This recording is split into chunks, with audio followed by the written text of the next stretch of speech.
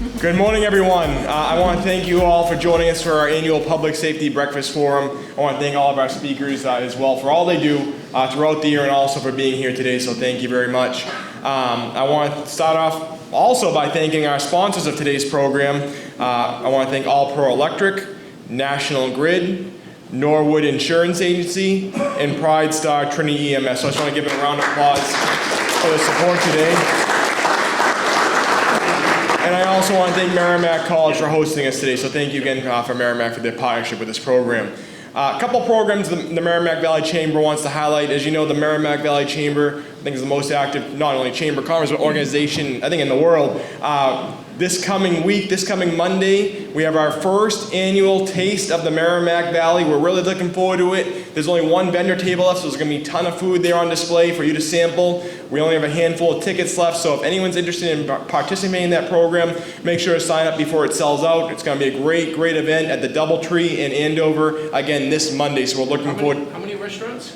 It's almost sold out, so we're looking forward to a great turnout and a lot of great, just under 20, so we're looking forward to that. So that's all coming this Monday, and we're again Doubletree Andover. We're looking forward to that. Also, I want to mention another great program we have coming up. We have the Governor, Maura Healey, who will be the keynote speaker of our annual dinner. That's taking place in November. It's going to be at Michael's Function Hall in Haverhill, one of our biggest programs of the year, the annual dinner, and we're very honored to have the Governor this year. So on top of all the networking mixes, on top of all the seminars, we have a lot of great programs coming up. So if you have any questions at all, if we can ever be of assistance, we're here to assist. I'm going to now turn it over.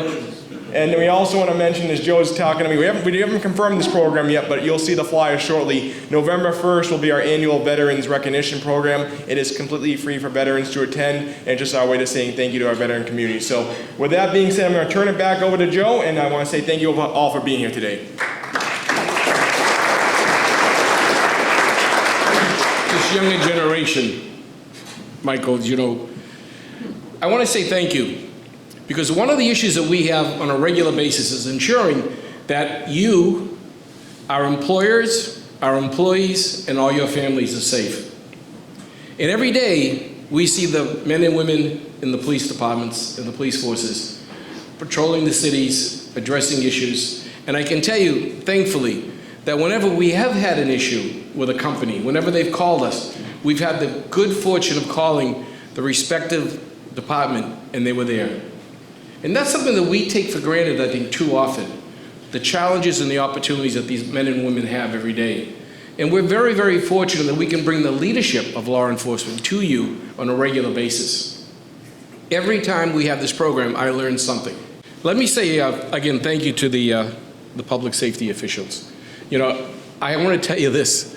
Whenever we send an email in or a call in, I get an answer like in seconds.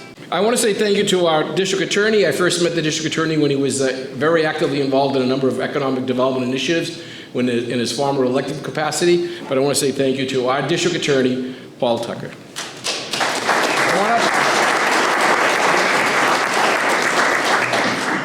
You're on. Thank you, my friend. Thank you, Joe. Good morning, everybody. I got to see Joe quite a bit in my previous job, not in the police department, which I didn't ever see him, which is a good thing. But I would see him in my capacity as a state rep, and the great job that Joe does up here is actually had a wider reach. When I did some tourism things together, we were from Gloucester and all the way on, representing this chamber, by the way, in a very effective way. So what I thought I would do today is cover about 3 or 4 different topics and give you a bit of a glimpse into what's happening in Essex County in terms of public safety and what we're doing at the DA's office. But first, I never want to miss the opportunity to thank our chiefs. We have in Essex County a phenomenal group of 34 chiefs, and each one of their communities are in very, very good hands with the leadership. And just catching up again this morning, there isn't a chief here that we haven't had some interaction in my 20 months so far in some very difficult cases. And one of the things that I think is important to note, that we look at things that happen in big cities, and certainly we've seen lots of terrible things that happen across the country. But we are not immune in Essex County. We're not immune even in small towns. And I've worked really closely with Chief Gray, Chief Keefe, in some of the smaller communities. we've had some very difficult cases, and I can tell you firsthand, the jobs that the men and women do on these police departments, very difficult jobs, they do a phenomenal job. And somebody told me a long time ago, and it's something that stays with me, that even if you're from a small town, every once in a while the plane falls in your community. And when the plane falls, you've got to be prepared, and in Essex County, our chiefs are very well prepared, and that's a good thing. I always feel that government has some really important duties. Public safety and education, I think, are at the top. And that's where, if we think about the theme of why a Chamber of Commerce would have a public safety day, it's about healthy communities. It's about people working together. And just as recently as yesterday, we were speaking with a gentleman from Danvers who runs a group called Employers Against Domestic Violence. And if you think about that, why would employers care about domestic violence? Well, we care about our employers, we care about our employees, we care about the safety of our community. We know, and this being October, which is Domestic Violence Awareness Month, we know that there is no community, no demographic that's not touched by domestic violence. So for employers to step forward and to get involved in this, and it becomes something, I think, that lends itself to a healthy community, which makes my job easier, the chief's job easier, and the sheriff's job easier. We also have seen in Essex County a tremendous rise, unfortunately, in scams of every type. As imaginative as criminals can be, there's a scam to cover it. One of the things that we've seen, particularly in Essex County, has been this issue with these Bitcoin machines. If anybody's not familiar with them, it looks like an ATM machine, and you basically feed money into it and you get some type of a receipt that allegedly shows you that you've got some Bitcoin that they say has a value to it. What we're really seeing is these are a conduit for scams. And we've seen everything from what we call like a romance scam, computer scams. And I just want to give you one story of a woman from Salem who was a victim. And it's instructive when you think about looking at these scams. 99% of the people we talk to say to themselves, that would never happen to me. And this particular woman is the case of, she is probably the last person that you would expect to be scammed. A professional woman, a law school graduate, 60 years old, and she was the victim of a scam that, even as she repeated her story, said, I can't believe that I fell for this. She got a message from her computer, said that she had to call a number. She called the number. They said it was a virus. It was the security company from her bank, that somebody had hacked into her account. They instructed her to go to the bank and take out $13,000, a specific amount that she'd be helping the bank security people.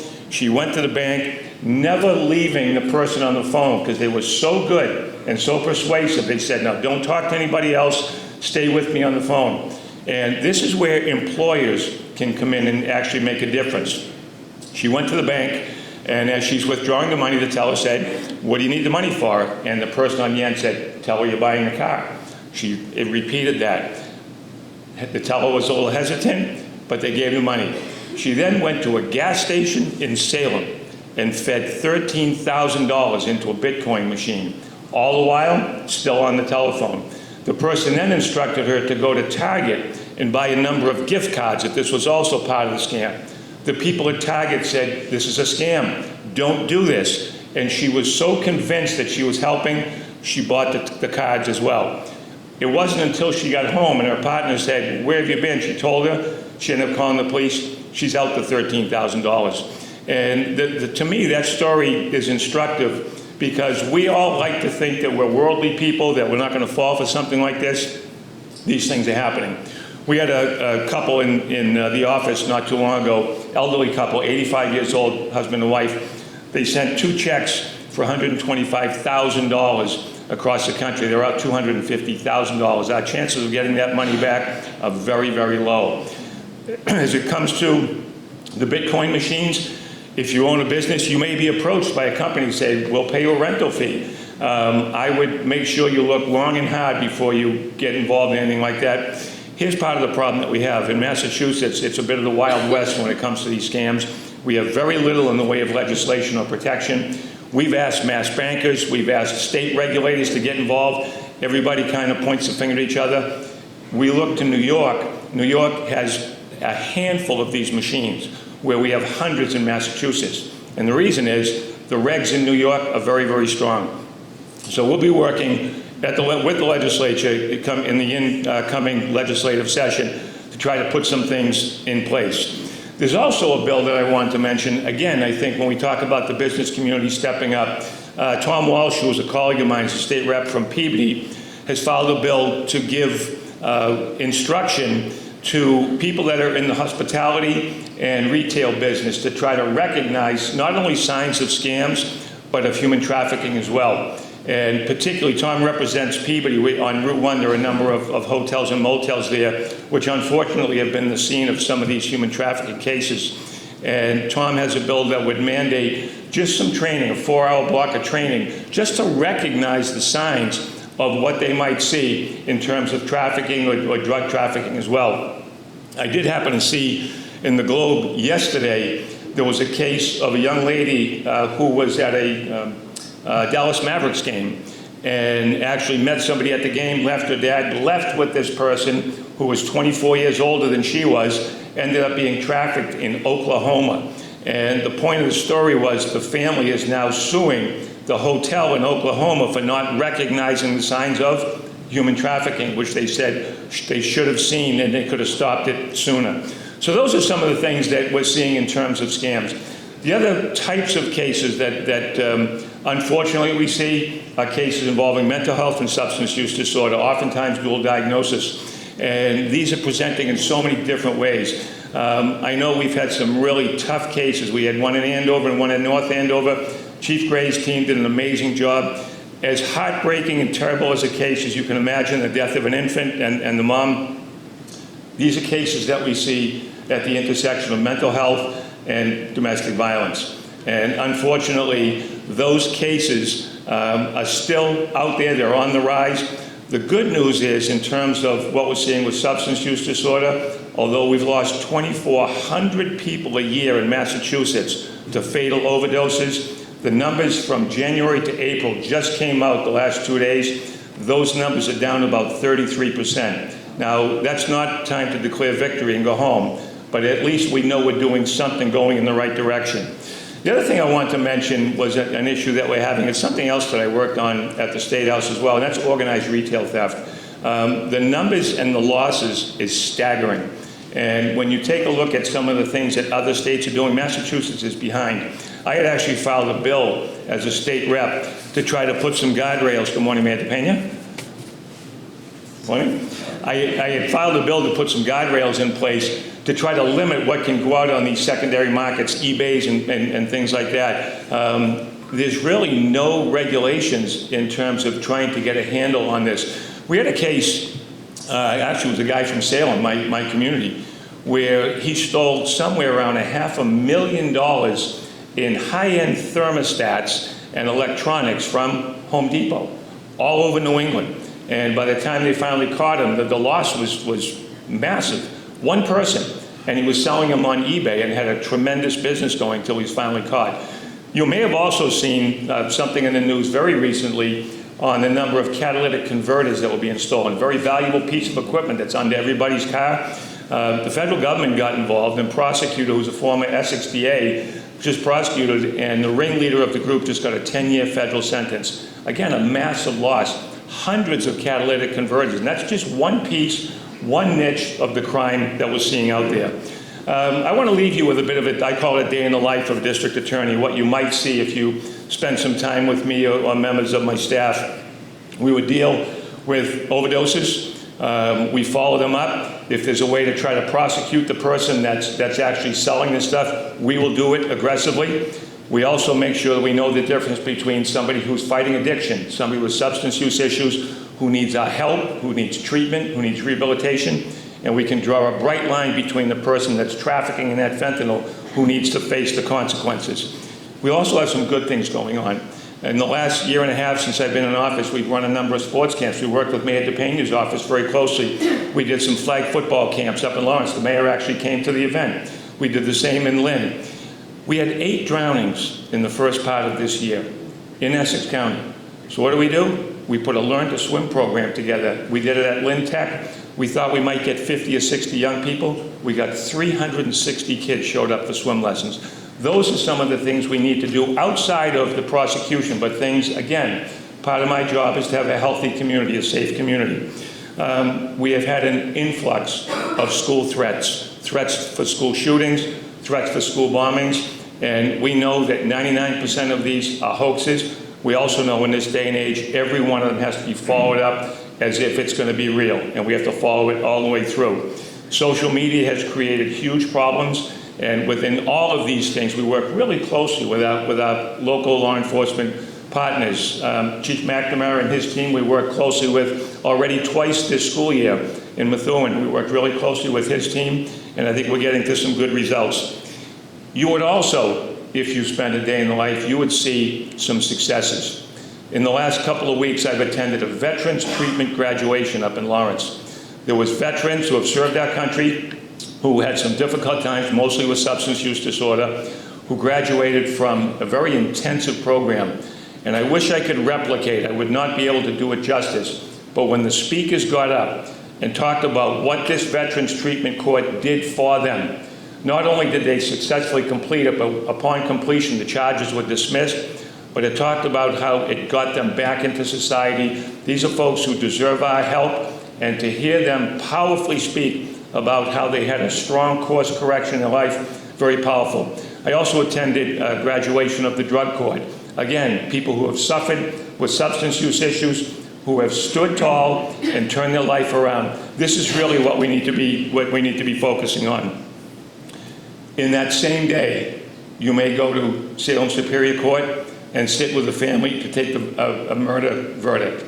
And you've walked that family through the worst time in their lives, that they've lost somebody to violence, and on the best day, nobody wants to be in court, and sometimes there is that feeling of justice. We've had some really, really good, strong prosecutions. Our prosecution team is amazing. We just brought on 12 new assistant DAs. We have a really strong, unified team approach at the DA's office. We have victim witness people, we have juvenile justice, we have a very strong, robust juvenile diversion program, and I'm very proud to say that I think we're the first in not only in Essex County, but across the Commonwealth, we've hired a full-time restorative justice coordinator, community engagement person. Restorative justice, to me, is the way of the future. It's getting somebody who has caused some harm, some offender, literally sitting across the table from somebody who they've caused harm to. And it can be very, not only informative, but kind of heartwarming to see it. When somebody has an opportunity to show remorse, and somebody has an opportunity to tell how that crime has affected them, there really is. When we talk about restorative justice, it's about repairing the harm. I take the job as seriously as ever.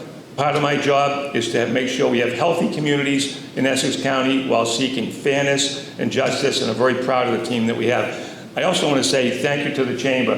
With the team that the Chamber puts together, and Joe, thank you for your leadership. Look around this room.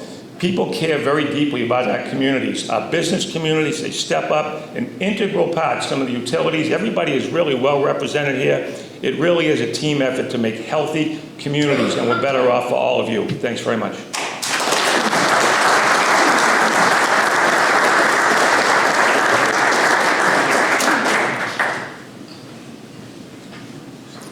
You know, one of the things you should see today is the working relationship between our men and women in law enforcement. The regional approach where everyone is working together, much like the mayors and the town managers working together along with the business community to get things done for the betterment of our communities. And I want to recognize Mayor DePalma, who stepped in, our good friend.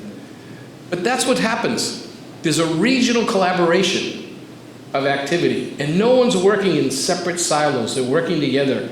And that's why we do a program like this, so you know, because you don't think about this every day, neither do I. But we want you to know that there are men and women that are working to keep you and your employees and your families safe every single day. And we all see what's happening around the country. Thankfully, it's not happening here. I want to say thank you to the district attorney. Short term on the job, but he's already made tremendous strides, so thank you again, Paul. Our good friend, the sheriff. Every time he comes, he talks about new initiatives, new ideas to help those that have trouble to help those so they don't go back to where they are today, to help those not get there in the first place. And he gives some great ideas. So please welcome Sheriff Kevin Coppinger.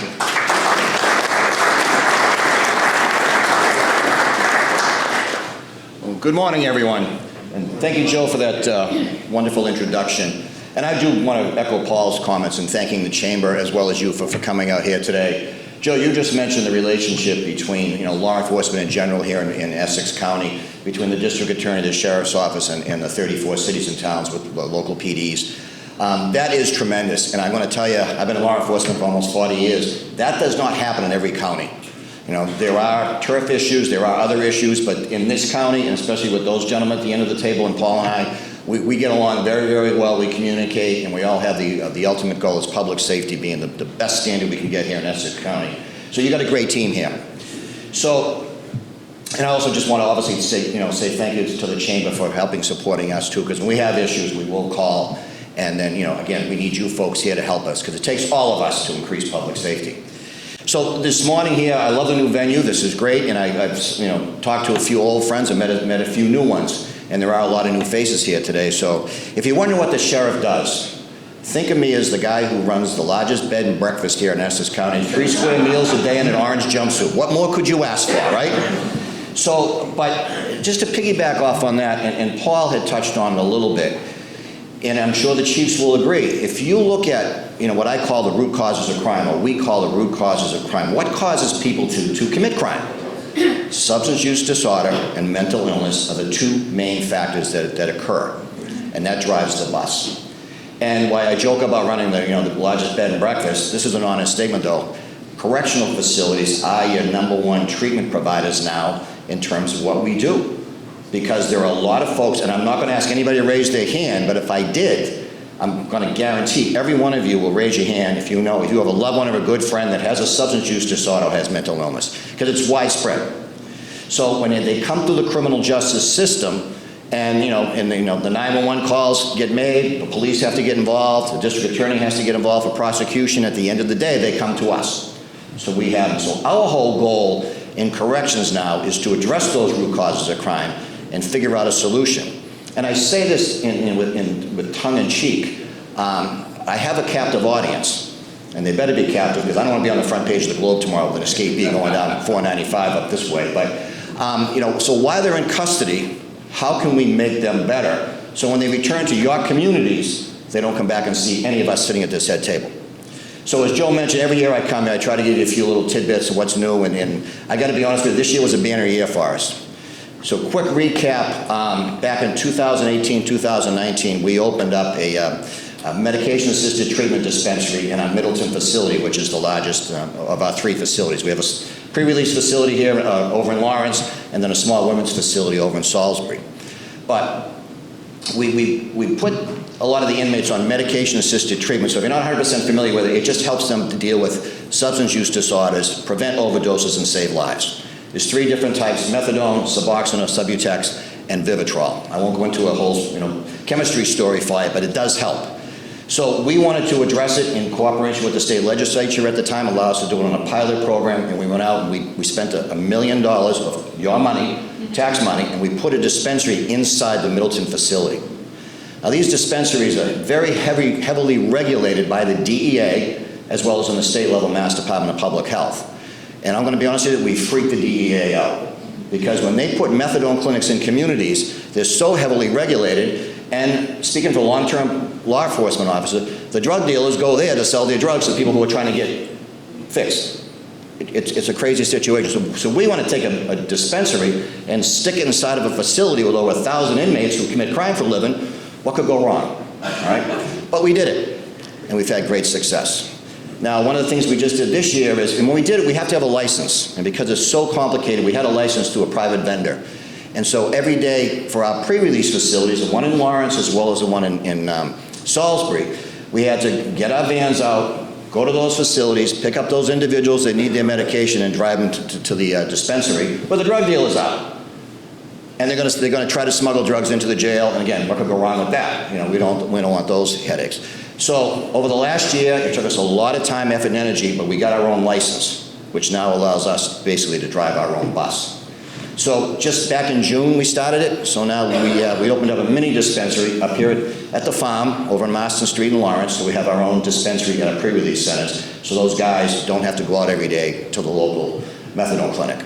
And we transport the women over from Salisbury over to Lawrence every day. So for public safety, they're not on the streets, they're not out there, there's no chance of escape, and there's no chance of getting more drugs, being smuggled back into our facility. So that's number one. Number two, because we have our own license, we got a little bit creative because prior to that, if somebody was coming into the jail as a new arrival and they're addicted, when they come in, obviously they don't have drugs to use in the jail, and so they go through the detox, and detox can be nasty. And we do have a full-time healthcare provider, but they just give them comfort medications. So we got together with our experts in the healthcare field, a doctor that we hired that specifically, specializes in this field, and now we're using medication-assisted treatment to help folks withdraw. And it seems to be working very well. And it's a short-term thing. We get them withdrawal. I say that right, you know what I mean. So we get them off, and then if the doctor declares it, then we can put them on the medication-assisted treatment, and we can give them their mat while they're inside the jail. That's been really, really good, and it's solving a lot of issues here. So now we have more people on the MAT program as we go forward. Our MAT numbers are going up. They're up around 200, and they continue to grow. We figure we're going to be about 250 not too long, which is about 25% of our population in the jail. And that's a lot of people that are on these medications. So that's really kind of big for us, and it's going to get us some hopefully save some lives. We've been called the gold standard amongst medication-assisted treatment providers across the country. We've had a lot of folks come from all over the United States. Actually, we got a sheriff coming in from Wisconsin in about 2 weeks to see our type of facility. So a lot of them are coming up, seeing what we do, asking what's good, what's bad, and what would you do differently. So we're trying to spread that kind of knowledge out there to help others, and it seems to be working pretty well. So one of the other things I just want to switch gears about, so when we have those inmates inside, remember I mentioned the captive audience, what do we do? So when we have them inside, and just very briefly, we're trying to get them back on their feet. Many of them are not educated.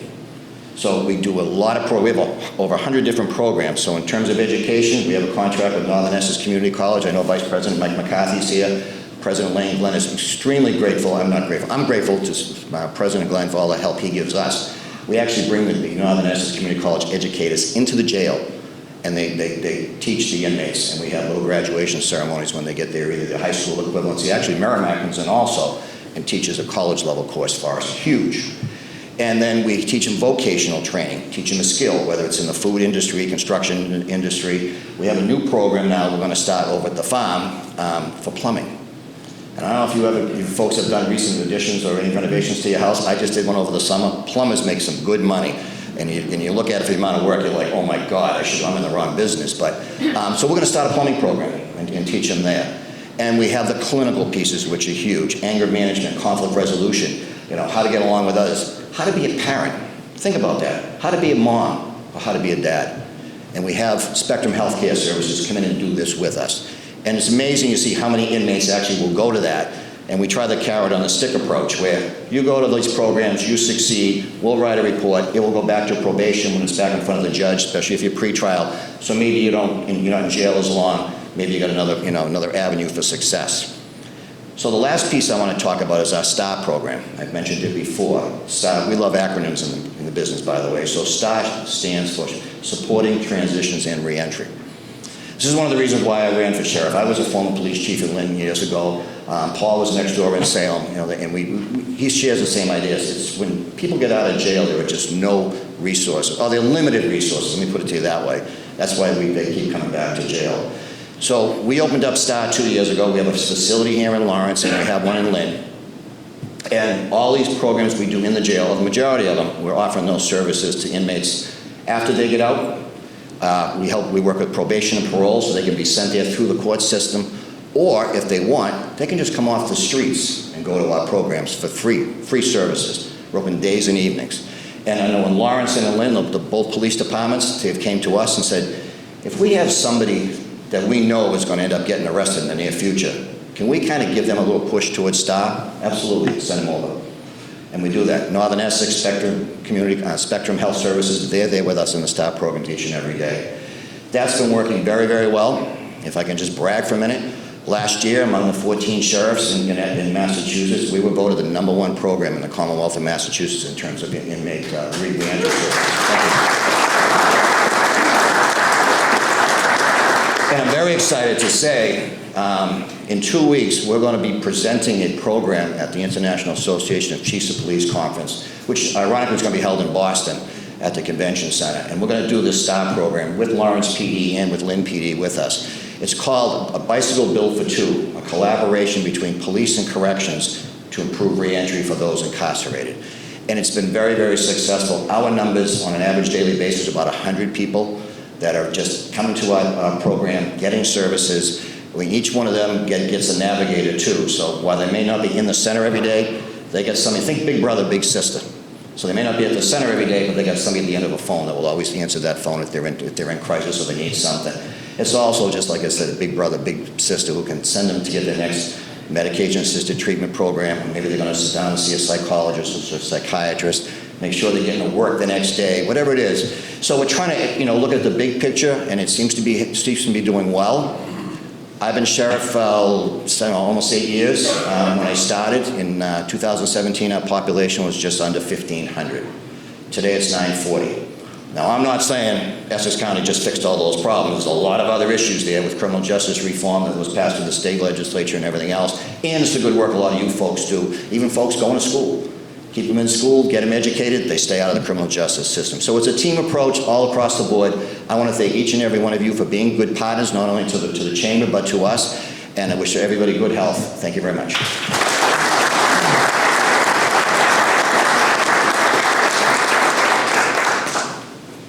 Thank you, Sheriff. When you mentioned vocational education, the Chamber recently had a program with the 2 vocational technical high schools, Whittier and Greater Lawrence. We did it at a Haverhill industrial facility because we know that there's so many people that need to go to a vocational training program because of the reason you mentioned. There's so many jobs out there, so we continue on that venue. Because I didn't want to I wanted to be safe as I drove away from this facility, I picked the order of the chiefs alphabetically. So by their town. The chief from Andover had a last-minute conflict and could not be here. He sends his regrets, but he will be here next year. So the next one will be the chief from the city of Haverhill, Robert Pistone. Please welcome Chief Pistone.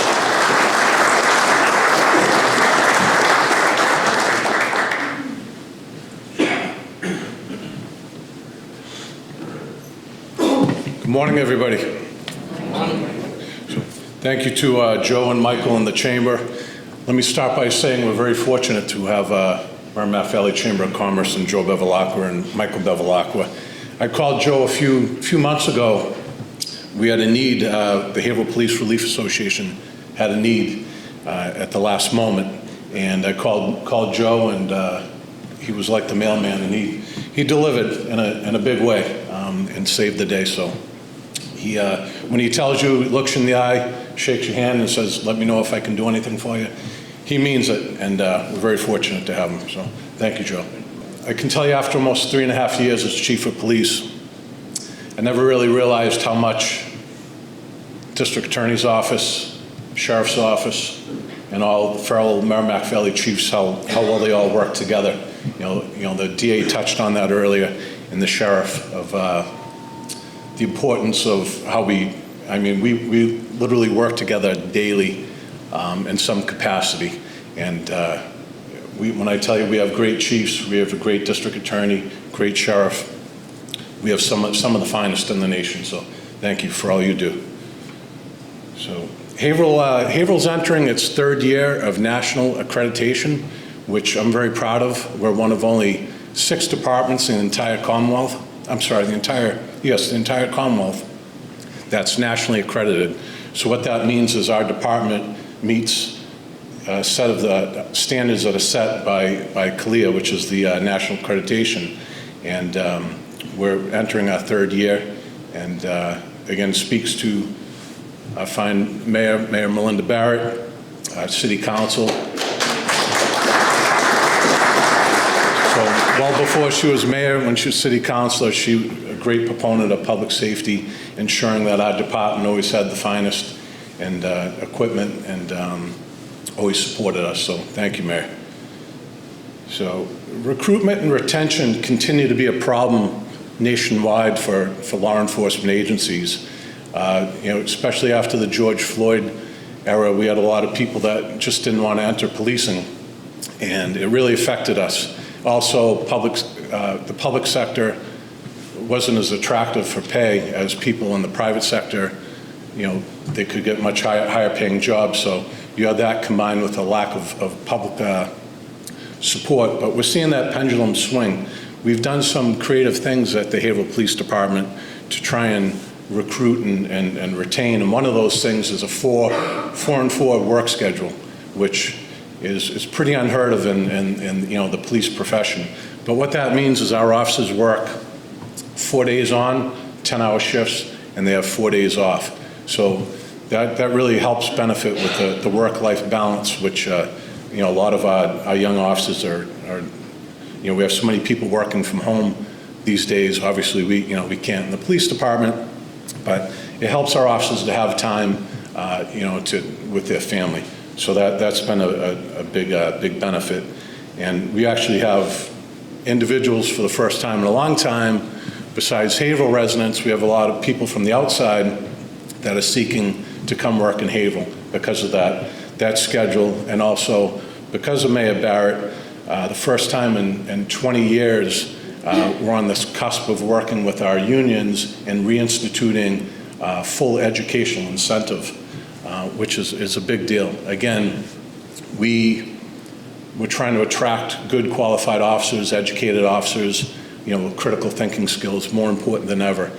The district attorney will tell you, the job that our officers do these days, it's so different. They have to be so well versed in cybercrime, and they also have to be a psychologist and a social worker, and all in one. So we want to attract nothing but the best people with critical thinking skills. So we're on the cusp of reinstituting the full educational incentive, where officers, if they have their associates, their bachelors, their masters, they get a higher pay.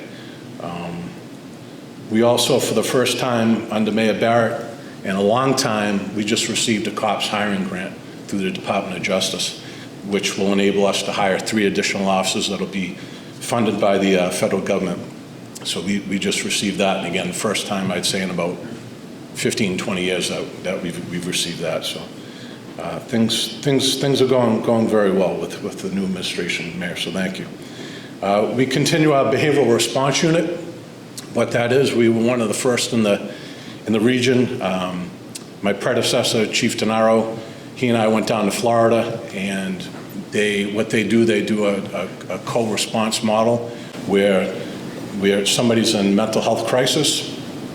We'll have a social worker. We have a licensed clinical social worker who will go out with our officer, somebody in mental health crisis, and it's not all about the law enforcement approach.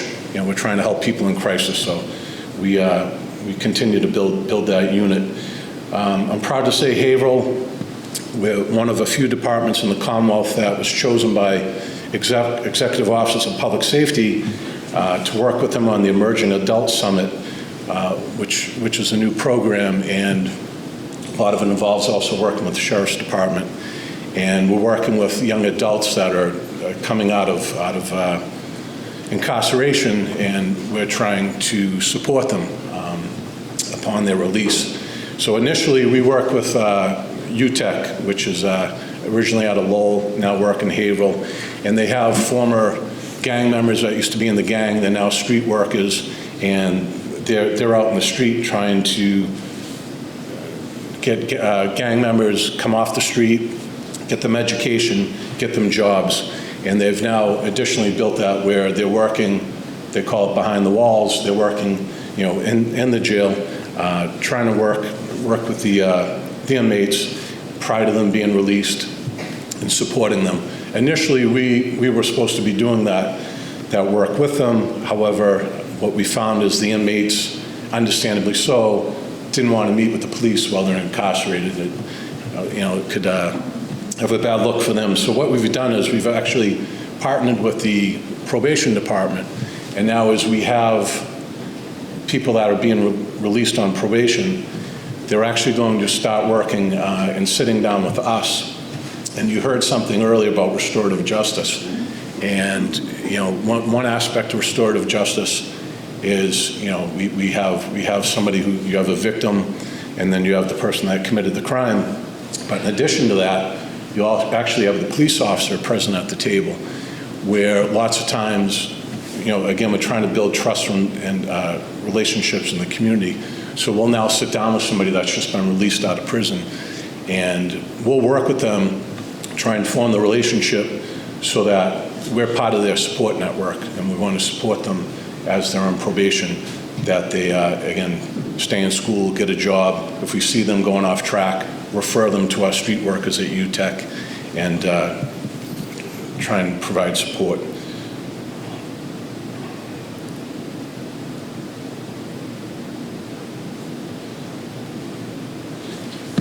Also, you heard the sheriff talk about the International Chief of Police conference in a few weeks. Haverhill has chosen to speak at that on community violence prevention. So we've been recognized by the Department of Justice on the work that we're doing in Haverhill, again, with working with our partner with UTEC and taking, reducing violent crime in the city. Violent crime's down over 53% in the last 5 years, and aside from the unfortunate domestic murder-suicide we had this year, we haven't had a homicide in the last 3 years. And again, this is all part of the work that we're doing with community violence prevention in Haverhill, where we're working with our partners in the community, and we're taking at-risk youth and getting them away from gangs and getting them with, you know, with the street workers, supporting them, keeping them in school, getting them jobs, and also helping them with food insecurities, housing insecurities.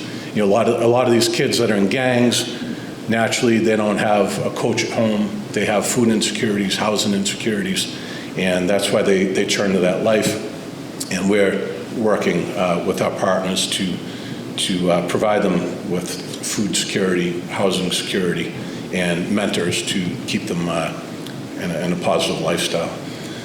Finally, the district attorney touched on, for business owners, about scams going on.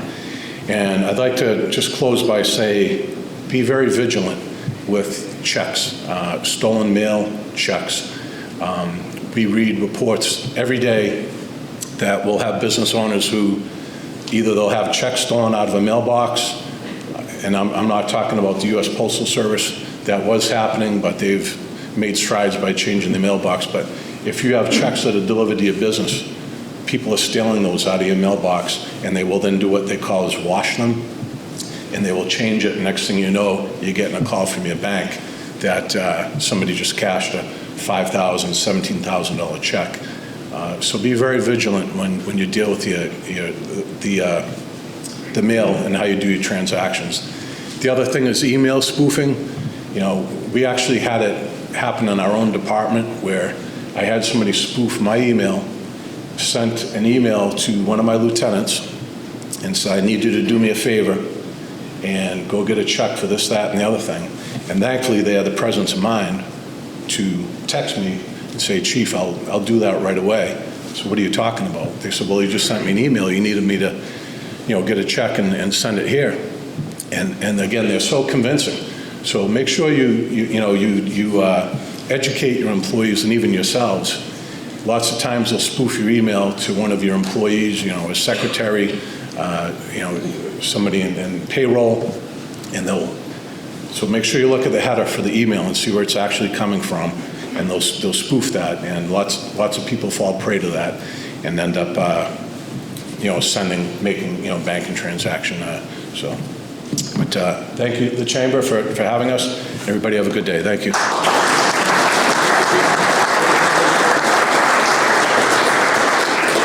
You know, as you were talking about the spoofing, I remember when I was on the city council, I used to get emails from councils that I really didn't see eye to eye with, asking me to go out and do them a favor. And I said, this can't be right. And it wasn't. Thank you, Chief. Let me recognize now from the City of Lawrence, the Acting Police Chief, Milix Bonilla. Welcome, Chief.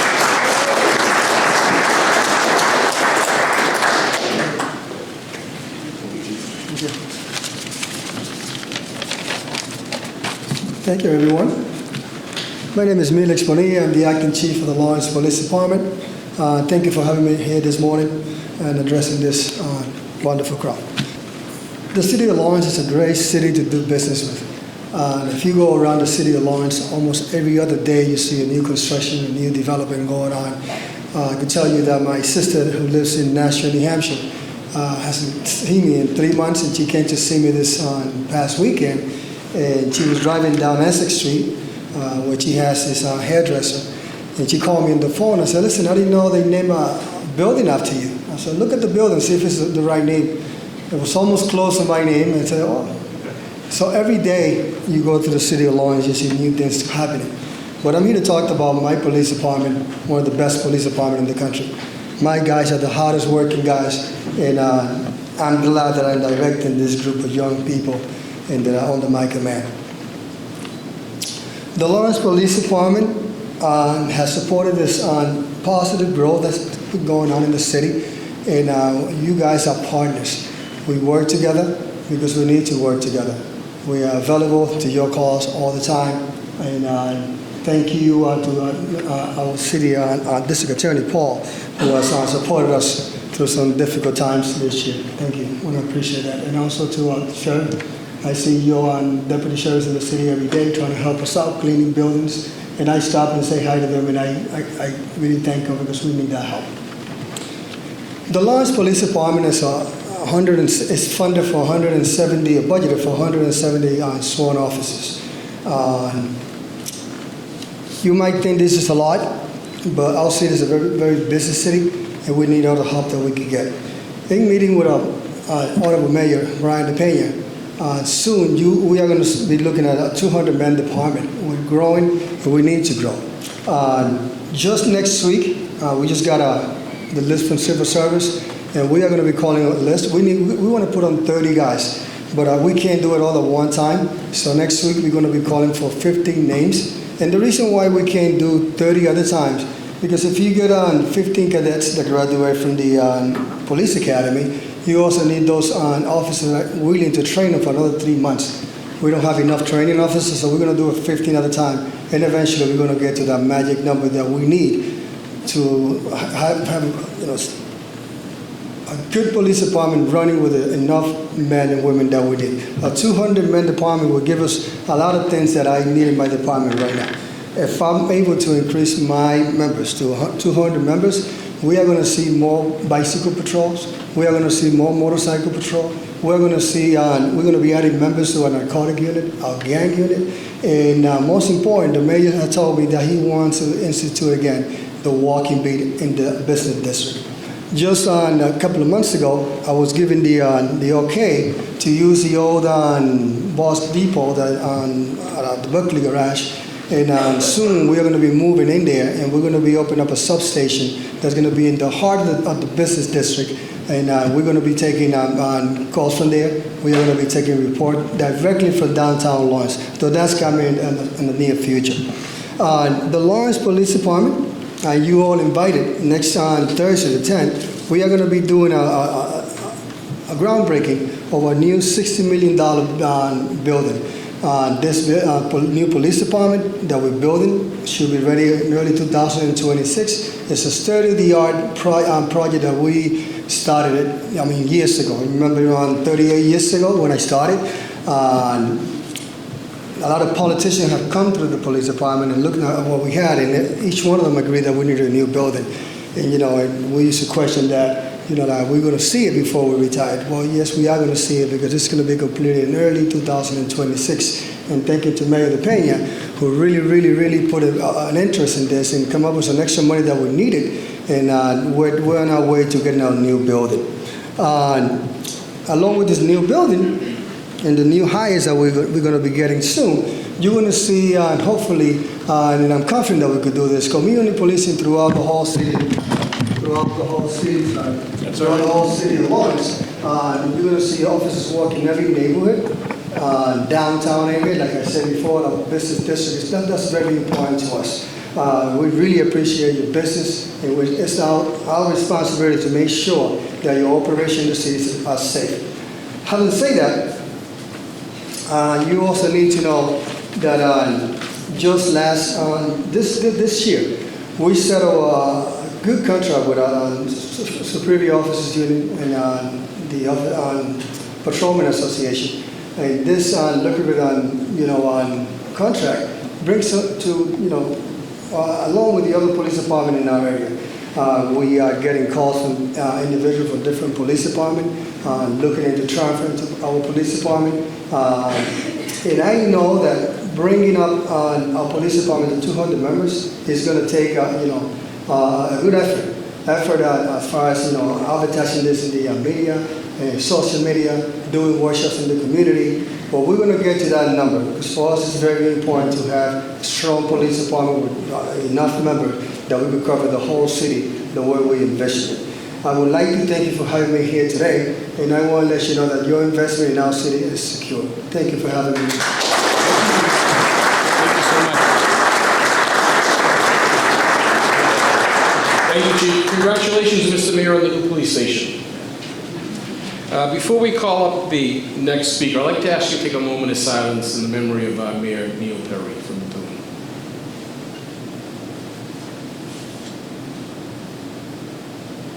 Thank you. The mayor was a great friend of the business community, the community at large, and he's going to be missed by everyone. We'd like to recognize the chief in the city of Methuen, Scott McNamara.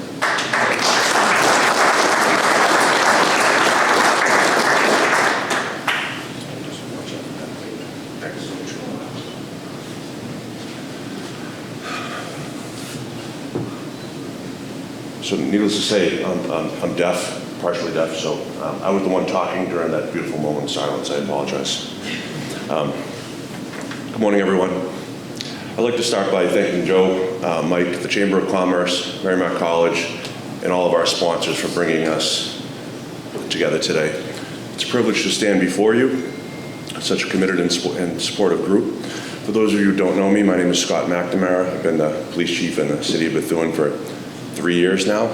When I say 3 years, actually 3 years. Today's actually my 3-year anniversary.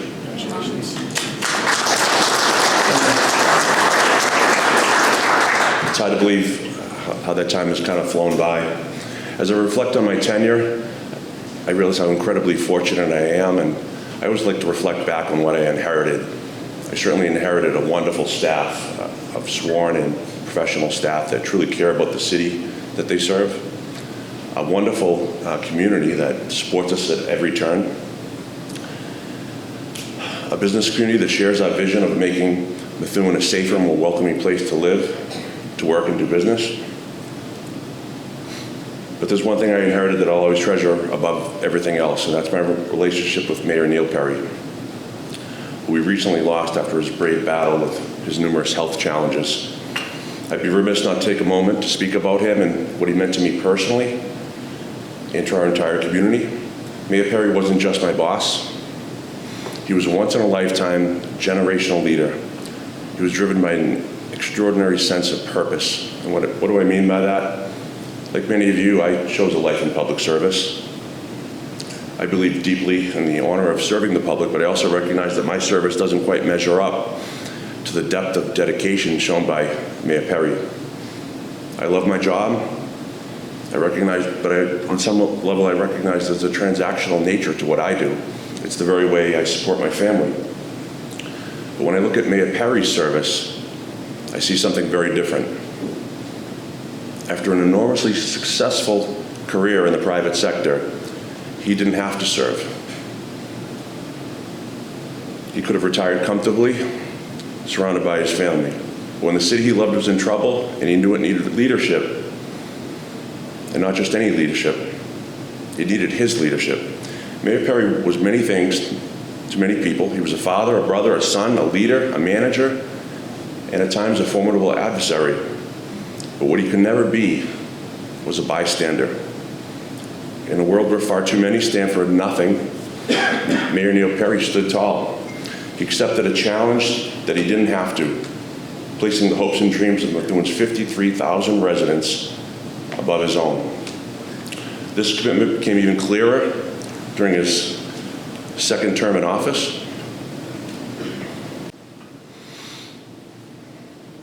As his health failed, Mayor Perry faced a decision Many might have stepped away, but not Neil Perry. He wasn't a man to walk away from his responsibilities. He was committed to seeing his work through, serving our community until his very last breath. When I think back on that decision to run for that last term, I'm struck by its impact, not just on him and his family, but on our entire city. Even in his final days, Mayor Perry accomplished so much. In the last days of his term, he helped save a vital community resource, the Holy Family Hospital. And he preserved a historic estate with deep significance to the city of Methuen. Though we lost him, Mayor Perry's legacy lives on through his unwavering commitment to public service. He delivered the full measure of that dedication before his time came to an end. Mayor Perry didn't just serve his community, he gave all he had. His service was rare, his service was profound, his service was inspirational. I'm honored to have known the man, and I'll never forget him. As we honor Mayor Perry's legacy, I want to turn to the positive. I want to express my profound optimism in our future under Mayor DJ Beauregard. I've never been more confident in the measure of a man. Mayor Beauregard brings with him a wonderful pedigree, a third-term city councilor that's always led from the front. But even more important than that, I think Mayor Beauregard has a great heart. I don't want to simplify that process, but my 30 years of experience tells me that there's just about nothing more important than that. Everything I know about Mayor Beauregard suggests to me that he's ready not just to fulfill the legacy of a great leader, but to also start his own legacy. Mayor Beauregard, your leadership comes at a critical time for our city, but I firmly believe you will guide us with the integrity, the strength, and compassion our city needs at this time. We're fortunate to have you, sir. Now, what might be the most awkward transition ever, I'm going to shift gears and talk a little bit about the Methuen Police Department and where we stand today and the exciting progress we've made. In the past years, I stood before you to talk about some of the challenges we've had and our plans on how we overcome those challenges. Each year I try to return with a report on some of the progress. One of those milestones I spoke of in the past was our seeking accreditation and finally achieving accreditation. When I say accreditation, I'm proud of that, but I do want to say that damn police chief from Havel is always raising the bar on us. It's not national accreditation, but it's something we can aspire to in the future. We faced the challenge of improving the culture within the department itself. We sought the assistance of CRITAC, and law enforcement, we're famous for all these acronyms, right? CRITAC stands for the Collaborative Reform Initiative Technical Assistance Center. What a mouthful that is. It's a mentorship program offered through a partnership between the Department of Justice and the International Association of Police Chiefs. After completing an 18-month mentorship, we had the honor of presenting our successful internal wellness program at the 2024 Officer Safety and Wellness Conference in Louisville, Kentucky. But we still have some work to do there. I'm confident we're making real progress in building a stronger and more united team. Last year, we turned our focus to another significant challenge, how to better serve the community members struggling with mental health issues. We calculated that more than 30% of all of our calls for service involve someone struggling with their mental health. It's an issue facing police departments across the country, and we knew we needed help. We took action. We joined the International Association of Police Chiefs One Mind campaign, a program that seeks to improve interactions between police and those with mental health conditions. And we partnered with a local behavioral health provider, Frontline Services, to develop a comprehensive response model. We trained 100% of our officers in crisis intervention, and in doing so, we were able to secure nearly $1 million in grant funding to support our mental health initiatives. With that, we launched our PATH program. And PATH is what? Yet another acronym. Police-Assisted Therapeutic Help, a groundbreaking way to address mental health in our community. Our program now includes a crisis intervention team featuring an officer and a clinician that respond directly to crises, a community response team that focuses on outreach, education, and support, and an outpatient team providing short-term outpatient services. These teams are already making a tremendous impact, and I want to especially thank Matthew Page Shelton from Frontline Services for his invaluable partnership in helping launch our initiative. These resources allow us to provide a comprehensive and effective support to those in need, ensuring our response to mental health crises are impactful as possible. In closing, I want to say that I remain inspired by the selflessness and dedication I see in all of you and all the various ways in which you find ways to support our community. So with that, I say thank you to all of you, and thanks for having me here today.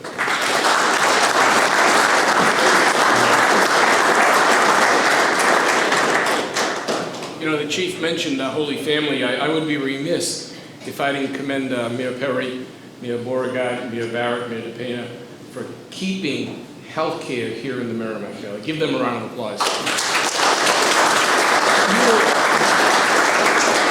You will hear more about that at the Chamber's annual dinner. We can't tell you too much about it now, but please be aware of that. But again, thank you for that, because it's a critical issue, affects all of us. Last but certainly not least, I'm not sure what town I'm in. Are we in Andover or North Andover in this particular building? Do you know? Please welcome the chief of North Andover, Charles Gray.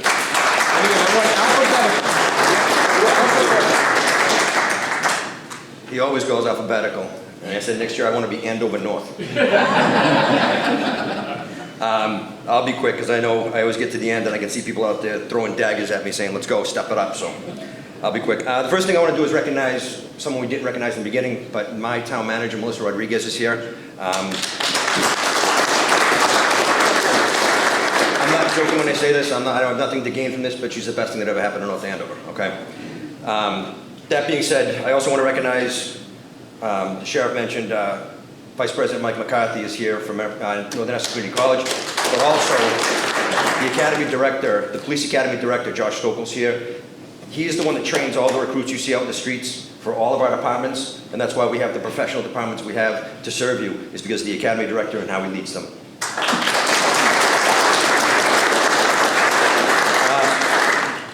Basically, like the DA said, every once in a while the plan lands in a small town. Well, it seems like 2024 North Andover was Logan Airport.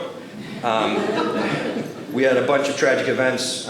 It was the teamwork that all of us chiefs, the district attorney and the sheriff had together to work together to get through it. You know, we had a tragic event downtown where we called for other officers from Merrimack College, Andover Police, and Lawrence Police. They sent the best, and a few of those officers are going to be recognized at the Mass Chiefs Convention coming up in a couple weeks for their bravery.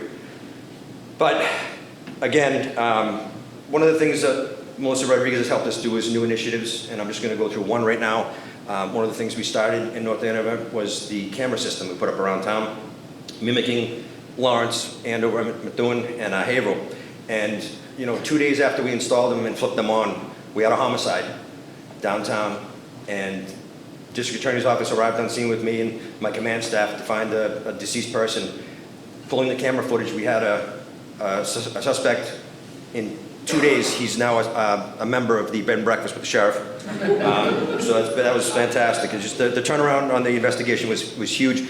The DA's office sent the state police that worked with our detectives, and it was just, it happened so quickly thanks to the camera system.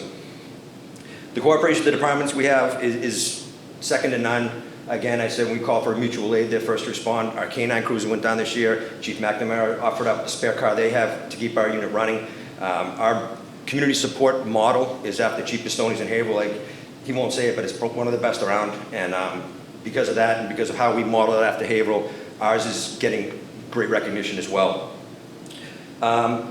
In closing, just as far as the businesses go, you know, in 1999, I got on the job, and my first assignment was down at the old Lucent Technologies, where 10,000 people would come and go every 8 hours. And my job was, hey kid, get out there and get the cars in and out. So you're talking 10,000 cars going in, 10,000 going out, 2 entrances, no traffic lights. It's a good time. But I see that now with the work that Melissa's done with Amazon, and since they opened their doors this year, the traffic, I look out the window at the police station right across the street, and I see the traffic building up just like it used to. So it's nice to see all that business coming back to North Andover. All these people are driving through town. They're stopping to get their coffee. They're stopping at local businesses. And we're really seeing a huge increase in the foot traffic and motor vehicle traffic. So it's been great. And along with going the right direction, I just invite you to take a ride at Main Street in North Andover and see the diversity that's been coming in town. See how it's changed. See how the downtown district is becoming this melting pot of all kinds of people that just want to be in North Andover, to enjoy it, to live here, and it's just fantastic. So again, Melissa's leadership, her team's leadership makes my job easy, and in turn, all of us here, you know, it just benefits everyone. So thank you for having me, I appreciate it.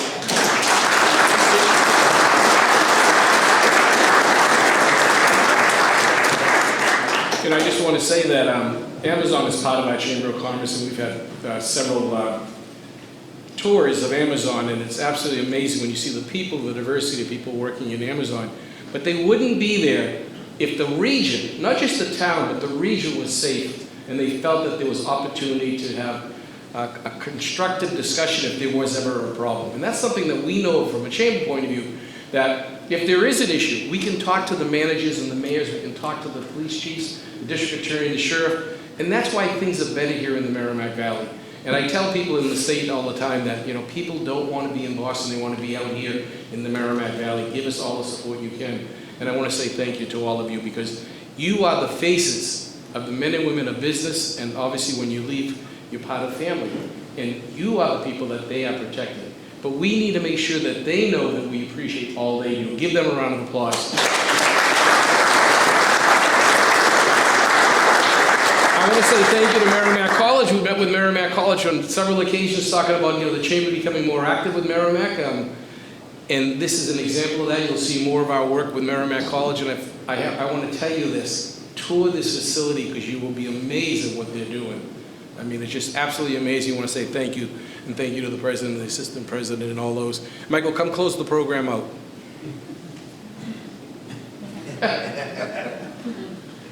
I'm back. I just want to say thank you all for joining us today. Hope you all have a great weekend. Again, the Taste of the Merrimack Valley this coming Monday. The annual dinner is coming in November. A whole host of programs by the Merrimack Valley Chamber. Follow us on Facebook, Instagram, social media. We appreciate you. Appreciate everyone speaking here and for all they do all throughout the year. So just want to say thank you again. And enjoy your day.